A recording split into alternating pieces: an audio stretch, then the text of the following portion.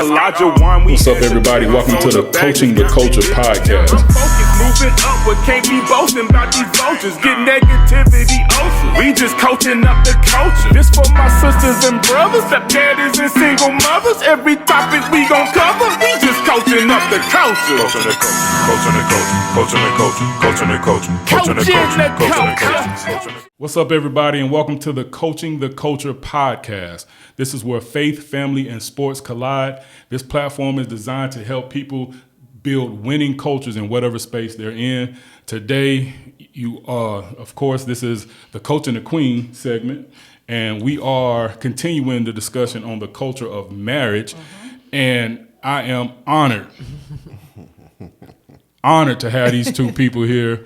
We have a lovely couple. Remember, we told you I was going to bring some guests on. So our first guest on the Culture of Marriage segment, we have the Humphreys. Give it up for them. Yes.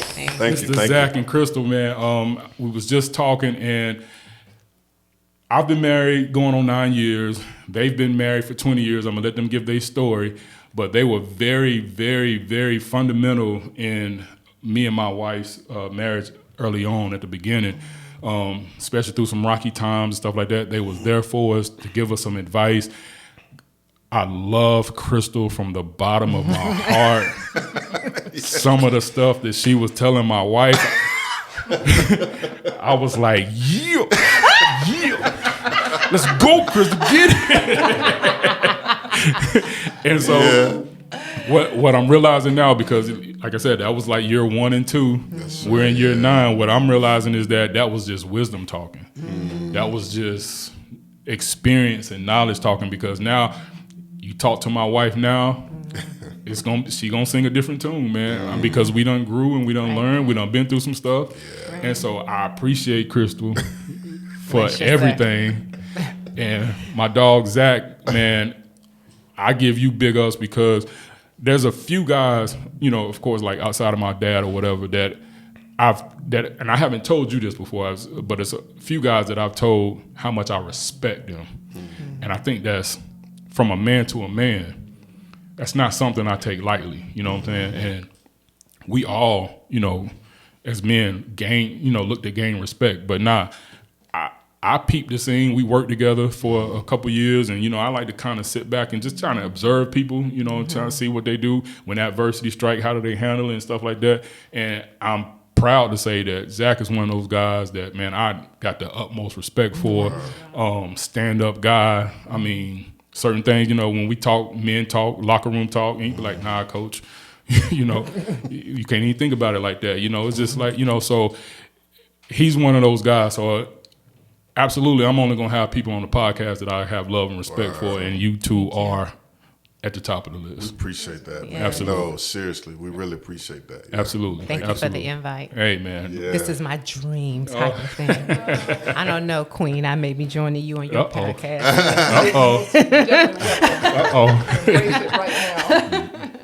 So we're going to jump right into it, man. So let the people know your background, how you guys met, how you guys got married, how long did you date before you got married, how did that process work? Is it a fairy tale story? Is it something for the let us know.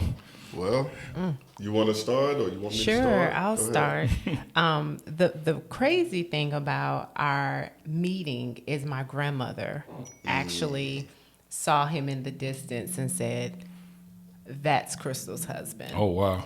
At the time, when I say I was in a whole relationship, I was in a whole fiance. I was a whole fiance at this time. And sometimes he's skinny, peanut head. I was rocking the Chris Webber at that time. Kevin Garnett. Yeah. That's when you was at the Y giving me buckets. I remember that. So totally wasn't interested. And of course, life happened. And eventually my grandmother got us in the same space and introduced us. And it went from there. One thing we were very passionate about is my grandmother recently passed, and I said this at her funeral. I said, well, I'm not going to like you just because my granny likes you. Because it was important to me to really genuinely want to be with this person, especially after, ending a relationship that I thought that person was my forever.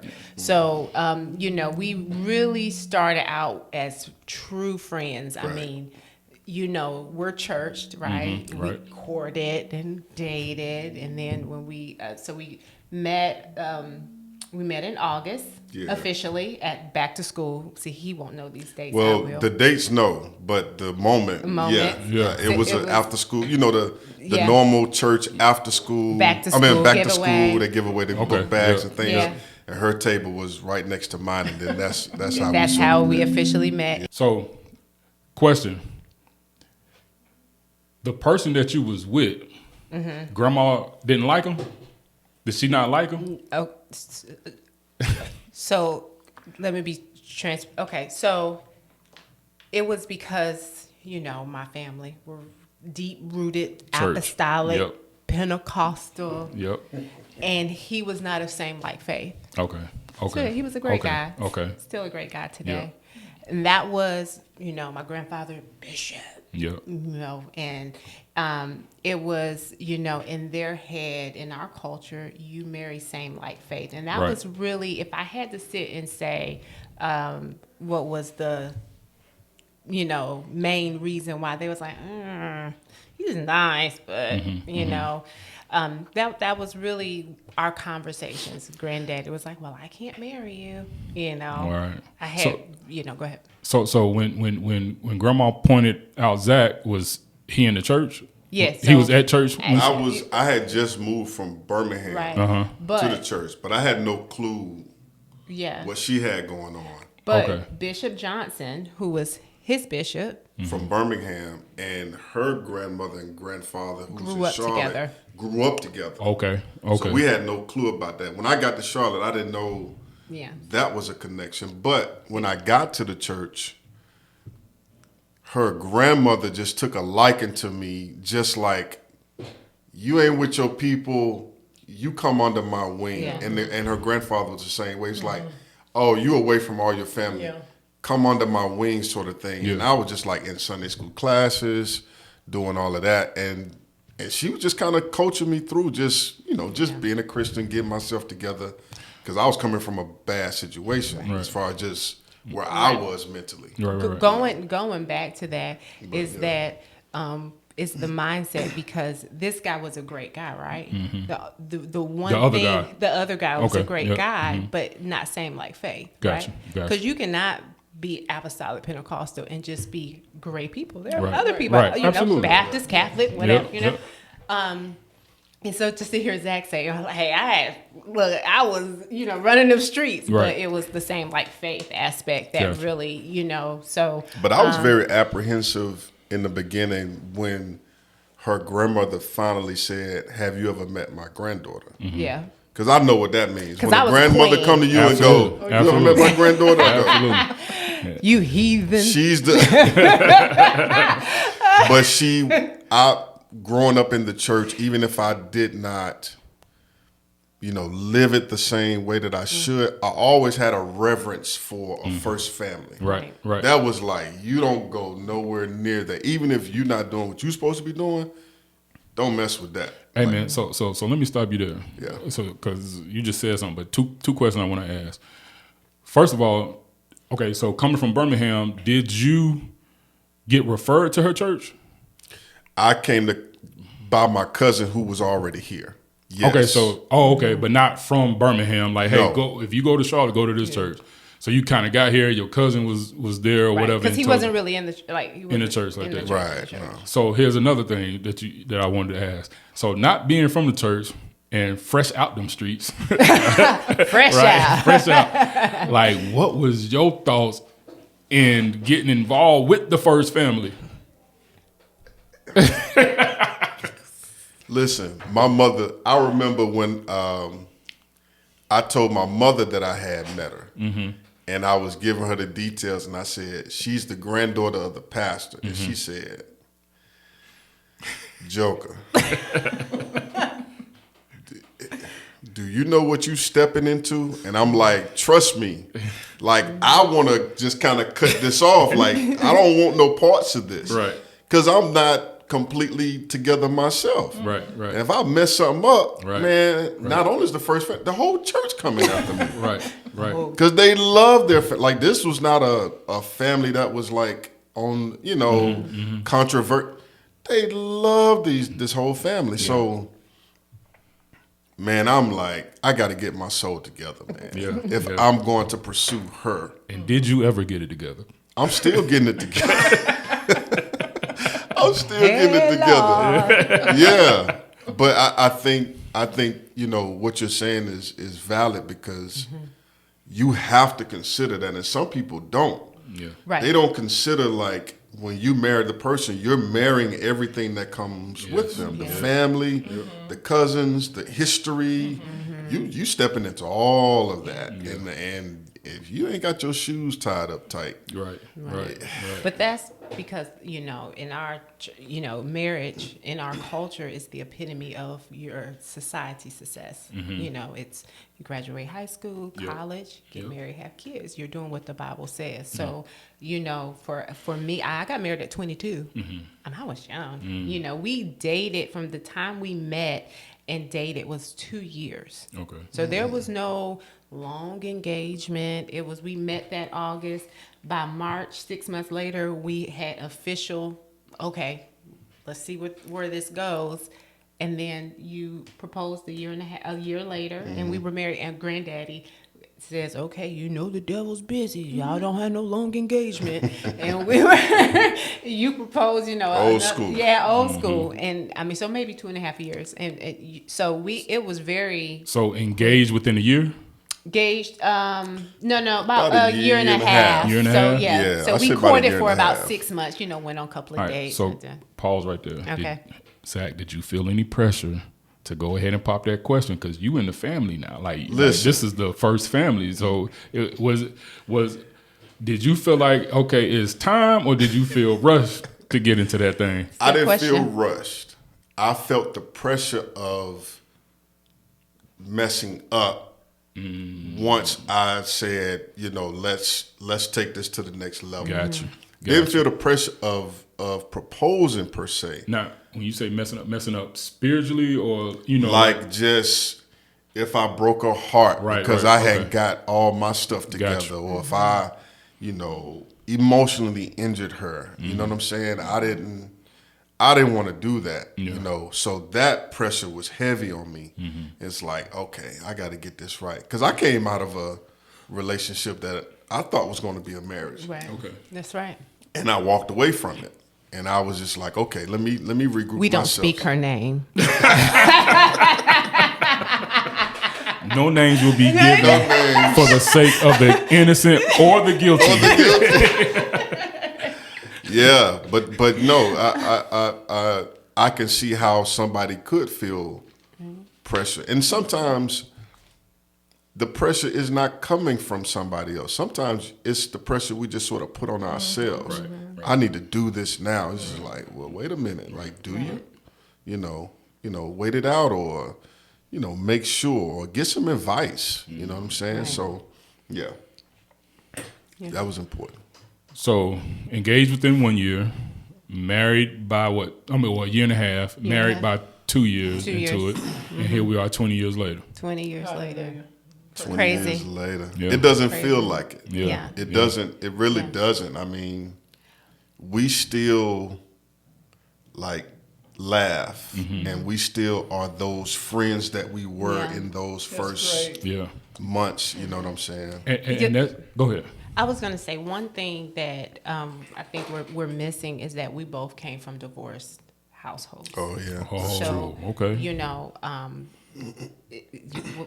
What that looks like for us, right? And we came into the marriage and said divorce is not even an option. No matter what, it's not even an option. And I think that's what's wrong. Why marriage? I don't even know what the statistics are. For years, they've been saying 50%. I don't know what it is now. But it just wasn't an option for us. We knew we wanted, if our kids appreciate it now, we don't know. They don't even know what it's like to have a one-parent house. Like, this is normal to them. What was normal for us was our mothers being present, you know. And so we made it to 20 years. I would probably say we'll go back and say, what was our hardest year? We'll say year 6. I don't know. Year 6 See, I don't stands remember. out. You have to give me like A time, like something happened. Yeah. Yeah.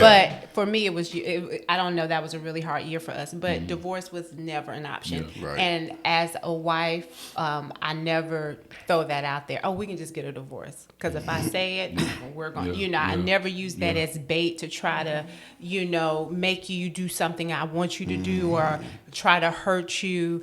So divorce was never an option for us. And so whatever we went through, counseling, talking it out, silent treatments, sleeping is, So now we're at a point now we like, okay, no, sleeping in the same bed. You can be mad, but throw this leg over. You'll be all right. Right. Get over it. Right. Yeah. Yes. Yeah. And, I think, the way God designs things and the way he put people in your life, man, I think that's, like hearing you say that, I know that, you guys being in me and my wife's life was not just by chance because I'm sure it was sometimes my wife called you and was like, hey, man, I'm about to get rid of this nigga. And you probably told her, hey, man, divorce is not an option. Of course, we knew that and would say that, but it was also sometimes we like, man, nah, this ain't working. You know what I mean? Right. Like them early years, like, we can count our losses now, even Zach would tell me, nah, coach, like he would tell me, some stuff like, man, Zach, it's tough, man. But, so y'all having that background, like you said, your life sometimes is not for your own. Right. Sometimes it is to help the next person. Right. Exactly. No, I never told you this, but I felt like you and your wife was going to be something serious when you just told me you had met her. Mm-hmm. I remember sitting in the class with you. I think it was like an empty class. We was just kind of having a little moment of talking. You was like, yeah, I met somebody. Mm-hmm. And it was just the way you said it. Yeah. And you said it very simply. It wasn't nothing deep. You just said, I met somebody. Mm-hmm. And it was just like, yeah, that got a little something too. Yeah. You know what I'm saying? And because I've heard plenty of men say I met somebody, but that had a little, I don't know what it was with the way you said it. Mm-hmm. I said, whatever they got, that's going to work. Like it's going to work itself out. So I'm glad to hear 9 years. Yeah. That's it. Man, and no easy feat. You guys, like hearing y'all story is crazy. I mean, we've known each other for a while, but like hearing the story is now crazy. So I got a lot of questions I want to ask, but Go ahead. I definitely want to give my mom, a chance to ask some questions as well.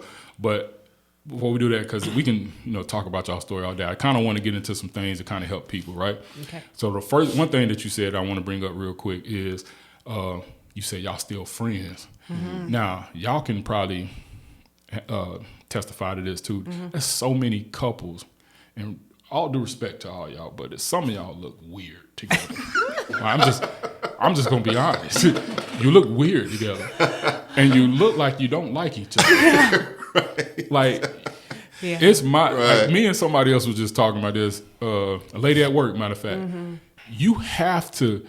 Love is great. Yeah. Mm-hmm. You can love. I love the stranger that I ain't never even met. Right. Right. Yeah. You got to like your wife and your husband. That's right. You got to like them. You got to like to be around them. Yes. That's right. You got. I mean, love is great. I mean, you gonna love them, but you got to like them. And it just look like a lot of couples don't like each other. Yeah, but in marriage, it's funny because we have this thing. You know what I'm about to say? I'm like, I don't like you today. Right. Yeah. And we have given each other the green light to say that. Yeah, exactly. You got the green light. If it's a moment like, but that's, I think we use that to make sure that the silent treatment doesn't try to enter in between us. Right. But also it sort of lets me know where she's at or where I'm at, and that we're saying this is temporal. Yeah, right. But I'm letting you know in this temporal moment, I don't like you. I'm just not liking you right now. Right. You know what I'm saying? Yeah. This is temporal though. Yeah. Right. But I'm gonna come back. I'm gonna come back. I love you. Give me a moment. But I don't like you. Right. But yeah. But you're asking how we keep that friendship. Yeah, two things. Yeah, one, how do you keep that? And then what do you think from your experience, because in 20 years, I know you run across a lot of couples, and even being in the church, you probably done counsel, some people, whether directly or indirectly. Right. So what do you think is, so one, how do you keep it friendly and fresh and things like that? But then two, what do you think is the cause or why some marriages don't have that companionship or likability or whatever it is? First, marriage is an intentional effort. It is. You have to be intentional. It is two people. One thing my aunt Monica, shout out to Auntie, said you're bringing two households into one, and you have to make that work together. Men and women, we're already different, and then you're talking about how he was raised, how I was raised, and and so now you're bringing that under one roof, and you're having to marry the two, no pun intended, to work very cohesively, and it's just being very intentional. I have a friend, my best friend actually, she comes from the thought, well, my husband's not my best friend, he's my husband. I come from a different thought. Zach is my best friend. When I'm sad, I go to him. When I'm happy, I go to him. When I hear news, I go to him. When I have hot tea, I go to him, he's my best friend. Yesterday when I was leaving for work, I just didn't want anything. He was sitting down in our living room, and I came in, I said something, and I just sat in his lap, and just a quick embrace, and it was like all things just calmed down. I have made him my peace. That's great. I've made our home peaceful. And so, and when you make your, if he decided to act stupid, he can go on his way, right? But we've made it to where, like, I need him in my life, and that's how I navigate every decision, is that I need you here and I want you here, and again, going back to divorce is not an option. Now, there are times when divorce is just inevitable, right? I get it. Some people just, habitual, cheaters, or you're beating them, whatever. And there are times that you feel like, I'm safer without you. But leaving because you're getting into arguments, or leaving because, he won't leave the seat down, whatever the reason is, it was just not an option. These are disagreements. I feel like, and I say this a lot to people indirectly or directly counseling, is the true essence of love can get through anything. When you think about love, think of how you love. Not the definition of love today. Right, but just the essence. The essence. The actual love. Essence, because they try to change definitions of love, definitions of marriage. They try to but you can't. You can never change the essence of love, and the actual DNA of a friendship or love or marriage. You can't change that. And I say, how someone can love somebody. You've met people and then they hate their guts. Hate is love with no place to go. It is the same emotion. Wow. Because how can you love someone? You're married to this person, you're happy, you're living this life, and then you all get divorced or something happens, and all of a sudden you hate them. Hate is love with nowhere to go. And you saying that, maybe you only hate them because you love them. Exactly. What I'm saying? Yeah. Exactly. So that makes a lot of sense. Right. Exactly. I think that friendship component is, there is this, it's sort of like myself, we're friends. Yeah. You may have a different type of taste bud about certain food than I do.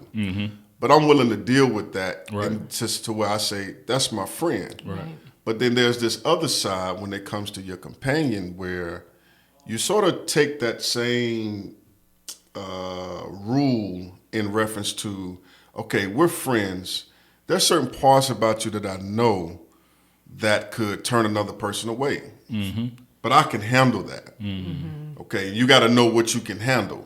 That's true. And so when I see her, we both got ugly sides, but when I see her ugly side, yeah. His is ugly.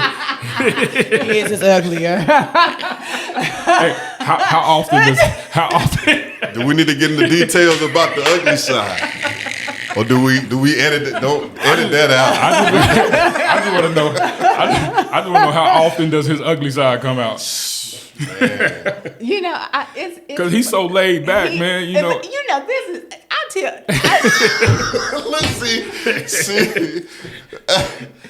He How often is, and with people that know us on the outside, they say that I'm the firecracker. Let me tell you something. Push that button.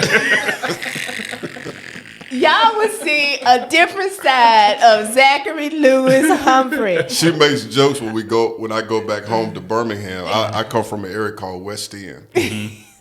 So she always looked at the kids. She said, "Yeah, I know y'all don't know nothing about, but just the name of West End, y'all kind of know where your daddy come from, you know."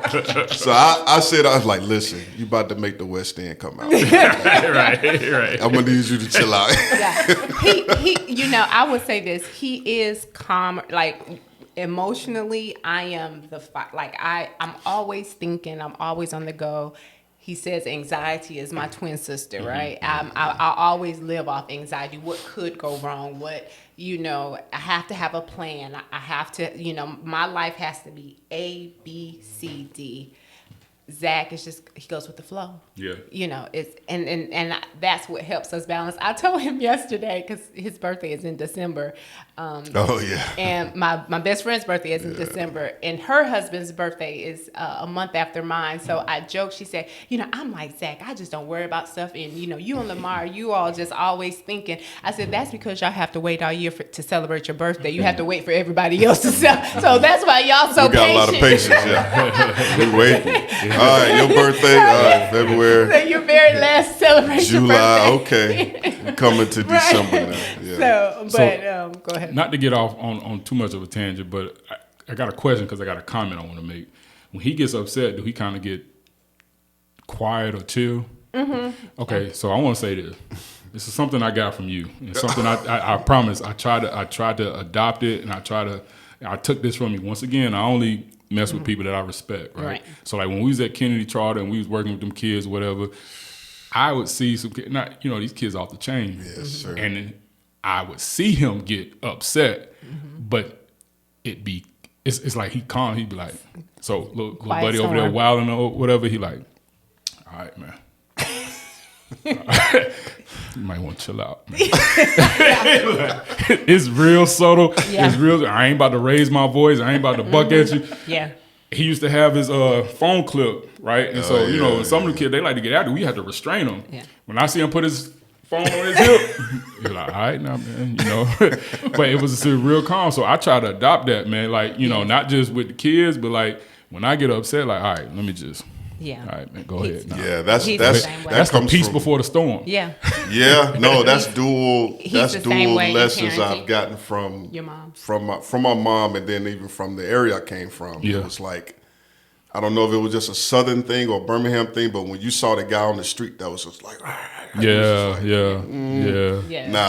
ain't All the guy. Bark, no bite. That guy sitting over in the corner, that's the guy you want to watch out for. Yeah. But my mom was the same way. She, you know, I say, you know, I'm about to go out real quick. And she'd be like, did you take care of the dishes? Like, nah, I'm going to get that later. She's like, oh, so you telling me you're not going to do the dishes? Yeah. And I'd be like, all right, I got you. Let me go get this. Let me go ahead and do this. She just, and I think I just naturally sort of, And it's funny because Samara's the same way. It may be like an oldest child thing because I'm the youngest, so I'm like, I'm used to having to scream to get my way or be heard. Right. I say I'm not heard, that's why I'm the way I am. But our daughter actually was upset with us the other day on two separate things, but we made her mad on the same day. And she was just so quiet. And she, you know, and I said, you're your mother's child, so I'm going to let you be mad or upset. I'll let you process your feelings. And so she gets that from her dad, because when I'm mad, the whole house going to know it. And I'm fussing from my room, and, you know, y'all don't appreciate me. Get out the way. Right. Get out the way. Because when my wife goes, everybody go to your room. Go to your room. Get out the way. Right. Everything in its path is going to get destroyed. Right. That is me. Until this calm down. Then we'll come back out. MJ, I noticed that you and your wife have a beautiful relationship, forced friendship. She laughs at everything you say almost. She also thinks she's funnier than me. But I love your relationship when we're together, and just Yes. the pleasure you bring to her to keep a wife laughing means Yeah. a lot. Yeah, that's true. Yeah. Yeah. That's true. And having that, I mean, I'm telling you, like, so there's been some times where, you know, and like you said, you know, my best friend type situation. We tell each other everything, and you know, so when we do have our spouse and we ain't talking for a day or two or whatever, you know, that third day or whatever, like, man, I ain't even get to tell you this because, you know, we was so now we got to catch up on everything, you know. And the thing is, we'll like be mad at each other for a couple of days, and you know, we've grown. We kind of just go a couple of days at this point. But I'm like, then we'll say, "Why you act like that? I don't like when we, you know, Lord, that ain't fun to be. Yeah, it's not fun. You know, This passing ain't the hallway, fun. turning your Yeah, I shoulder. hear that from the room. This ain't fun.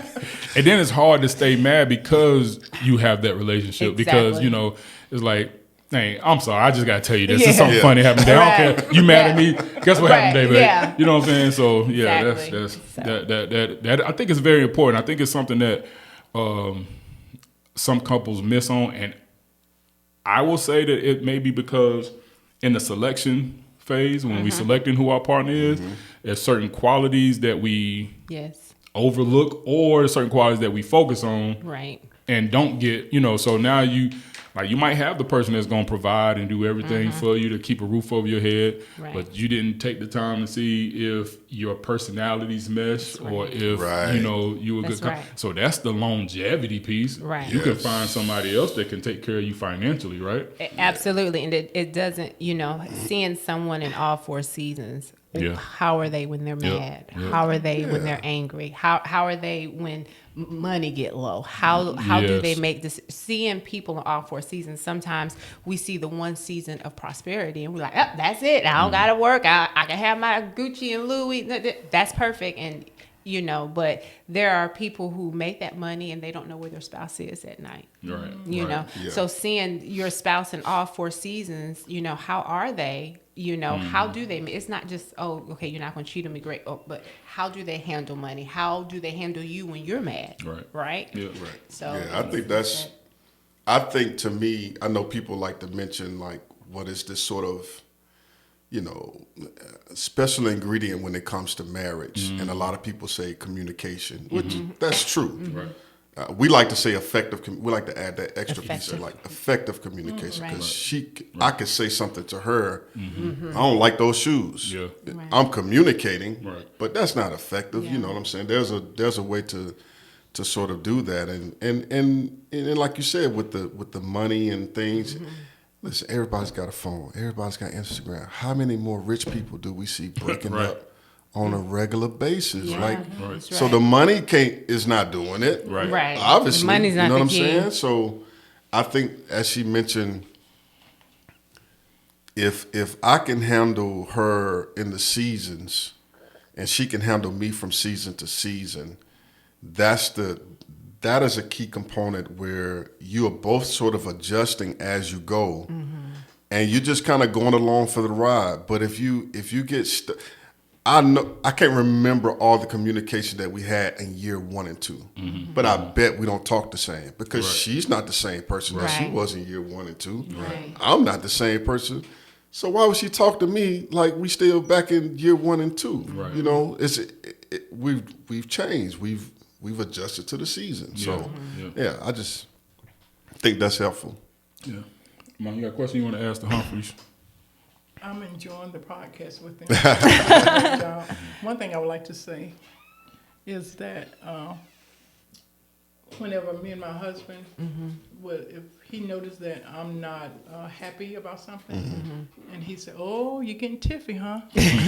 And he said, "Oh, we can't have that." So he'll come and try to kiss me, and I ain't trying to kiss now. He said, "Oh no, we ain't having no tiffy now." And so he'll make me kiss, so he kiss me, and I'm laughing like, "Never move, go on." No, we can't have it. That's right. You know. And so now whenever I say something to him, and I can tell that he don't like it, he ain't saying that. I said, "Oh, you getting tiffy," and then I go to him. And I said, "Give me some of that sugar." And we call it nasty sugar. Give me some of that nasty sugar. Okay, Queen. Give me some of that nasty sugar. That nasty sugar. I like That nasty. attitude. Give me some of that nasty sugar. And it just makes things because we start laughing because he don't want to do it, but because we got this little thing going, like But No, I think that's very beautiful in reference to when you get in an argument in a relationship and in a marriage, or you don't see eye to eye. Are you immediately looking for the exit to get out of it? Right. Or are you shutting the door and saying, "Oh, we're gonna be here, buddy"? Right. You know what I'm saying? Right. So I think what you're saying as far as the kiss, it's like, yeah, but let's open this door to sort of get out of this kind of space. And let me go spiritual. You know how the devil is, right? Absolutely, yeah. He just needs that little bit of Little crack in the door. little That's crack it, in the little crack. door. If I can get them not to speak for 5 minutes, I can definitely turn that into 50, you know? And so, breaking it at the nasty sugar, I like that. It's helpful because it's letting the devil know, nope, I am stopping you at the door. Let me shut this window. Let me stop you at the door. And that's what we've learned in the, not in year 1 or 2, but in year 18, 20. It's okay. No. We see where this is going. Let's talk about it now. And we've even got to a point where it's like, okay, it's okay. You're not okay. Do you want to talk about this tomorrow? Yeah, right. It's okay to be frustrated, but you just can't stay frustrated, Right. because we're human. We're going to be frustrated, upset, but, so don't tell me you're okay. Just say, I'm not okay, but give me another day. Right. Yeah. And so that's where we are in our marriage now, where we're, just allowing that emotion, but not allowing each other to stay in it. Yeah. Okay. So- I do have a question I'd like to ask Brother Humphrey. With men, and I talk to a lot of women, married women, and their husbands not open as much. And what do you think the problem with the men that do not want to open up and do not want to share with their spouse, so they can have a better relationship? That's a good question. I think some could be upbringing to where, as a man, when you're frustrated or you're sad, frustration, no. Anger, yes. Say you're angry. Let that be seen. But when you're down, when you're not having any confidence about yourself, you figure that out on your own between you and the mirror. It's not, you don't convey that to nobody. So I think there's a component of the upbringing, and then I think there's a component of trust in Safety. reference to when I do say, I'm not confident in this season right now, will that be taken as, oh, wow, no, I got your back. Let's get that confidence back. Or is it taken, oh, you weak? Can't deal with you. What will she I ain't do got with that time to have no information? weak man. It's a Right. weak man. It's like, no, I'm telling you, I'm in a season. Right. I ain't saying I'm going to stay here. I'm just saying I'm in a moment right now where I'm just not feeling confident. I think I told her this before. As an actor, I wish I could pull up my emails. There are so many no's that you get from this industry because you're constantly auditioning. You get told no so much, and if you don't have the grit to stick it out, you're not gonna survive. And there was just a moment where I just was like, man, nobody's saying yes. Like, what is happening? I went to class, I did this, and and she was just like, oh no, they're gonna say yes. Don't worry about it. You only need one yes, is what I told her. Exactly. That was it. Yeah. Said you only need one yes. That was it. That's all she had to say to me, and I was like, man, I'm back. Like, let's rock. You know what I'm Yeah. saying? So, Right, because he got your back. Right. And And so, and another hold on, thing, Jay. One second, man, hold on. Okay. I'm gonna let you answer the question, but I got to put this because he's not gonna do it. Aspiring actor here, and you probably recognize him. He's on billboards around Charlotte. He's done a couple of commercials. What's some of the commercials? I'm gonna plug it in. What's some of the my commercials God. that you done did? I helped with our most I recent is one. the latest. Yep. Bank of America, Cinevis Bank. Oh my goodness. So NASCAR, a lot of stuff. Yeah. I just want y'all to know, Wow. if you haven't seen him before, and this is your first time seeing him, you've seen him on the Coach and the Culture podcast. yeah. When you see him on the next Tyler Perry big movie or whatever the case may be, just know you saw him here first. And so the question is, why do men do not like to go to counseling when the wife is saying we need counseling, and they say, well, you go, I'm not going. Yeah. What's up with that? I don't know. I think there could be some pride involved. It's sort of like something's broken in the house, and the wife calls this other guy, and he said, "Oh, this is your problem." And he's like, "Why you call him? I could have." It's a pride thing. So I think that could play a role. I think, once you get in there, you really start digging with the counselor and the therapist on what the problem is. There could be some things revealed about the man that he doesn't want revealed. He wants to kind of keep it, buried away. And it's like, I don't want to be exposed. You're going to take me in there and expose me. It's just like, well, that's the purpose. Right.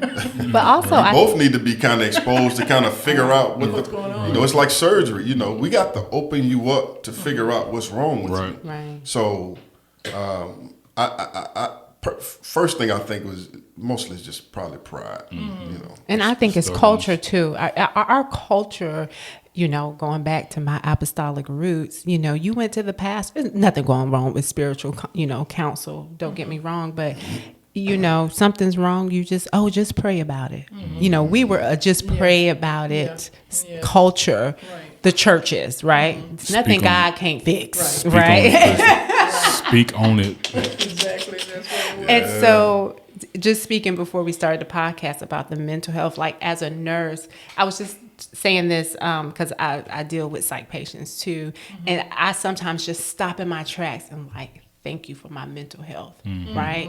Yes. And what I like about this generation is they are serious about mental, like it's okay to go to counseling. Right. So when you talk about why don't men want to go, we got to talk about what generation are you speaking of?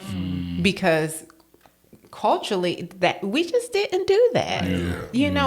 We went to the pastor and you rarely did that, but now it's like, let's go to counseling. When we went through counseling, I don't think you were opposed to it. We were both like, let's go ahead and do this, because we knew we came from broken divorce home. Right. I knew I had my daddy's blood in me. Right. And I'm like, okay, I saw and heard what he would do. I don't have an inclination and a mindset to repeat those things, but still, if I communicate with somebody, maybe there may be some things that come up and go, oh, I didn't consider it that way, right. So whatever help. Generational thought processes. Yeah, never know. Me and my wife went to counseling. You want to ask me why I went? Because you needed to. Because I needed it. Point blank. Period. Because we needed it. Absolutely. Right. So let me ask this question. She works with psych patients, and she brings them home too. Oh yeah, I brung a psych. That's a whole. I don't even get that. That's a whole. Oh, you don't even want to know that story. The psych patient. I left. The story in short. Went to work one night, left my door open. I don't do that no more. And a psych patient was discharged from the hospital around 2:30 in the morning, went fumbling through cars, found my car, and we have an expedition. So she was in our third row. Wow. Took her home. 30 minutes away from the 30 hospital. minutes rode in I took her home, did not feel somebody in my car. Long story short, it wasn't until about 5 o'clock when me and the kids got in the car headed somewhere. And Ethan looked, it was like, it's somebody in the car. And I'm like, what are you talking about? Because Ethan plays so much. And she still had her suicide scrubs on and her hospital badge. And we later found out she was discharged around 2:30. And when they asked her, why did you get in her car? She said, because it was open. Wow. Yeah. She came off our psych unit. It had to be a scary moment for It was the kids. very scary because, they all left me outside. They ran in the house. But it was scary. But, I mean, just But she came to a place where she thought was safe. Yes. She could have found another car. Right. But you had showed the love of God to her. You had jumped into her, and she felt that. And if anywhere and why would they release her at 2:30 in the morning? Exactly. That's my question too. But that's for another podcast on the healthcare system. Right. So now the kids saw her before y'all pulled off.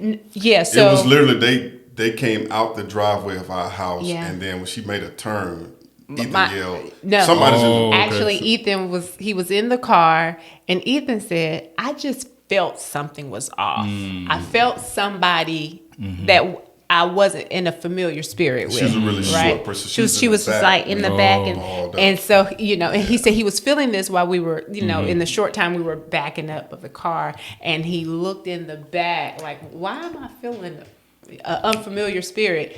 And it was. It was Wow. her. Yeah. Oh, man. Yeah. Well, look, man. I got one last question. Okay. And we can wrap it up. I can talk to y'all for hours. And I'm definitely gonna have you back on with me and wifey. Absolutely. that'd be great. Yeah, we'll Yes. definitely- Hey, sis. Love it, yes. Wifey, get ready. You coming? She- Gotta have She's ready. sis come. She's ready. Oh yeah. But so you guys basically courted each other for 2 years and then got married. My mom dated for 3 months, got married within 6, I saw that. been married for 45 years. Yes. Wow. My question to y'all, same question I asked her. Today, in today's culture, if you're talking to some of the people that's in relationships right now that may be thinking about getting married or not in relationships, Yeah. but is thinking about getting married, what is your advice on how long you should date before you make that decision to marry? I'm not going to put a time limit on love, on Okay. emotion. Sometimes right? There's no 6 months, 8 months. When you know. Our brother, Zach's brother, has been dating his now girlfriend for 8 months, and he knows. He knows. If it's right timing for all the other stuff, finances, job, whatever, that's a whole nother thing. But when you know, and that is evident by 3 months, is evident by 2 years.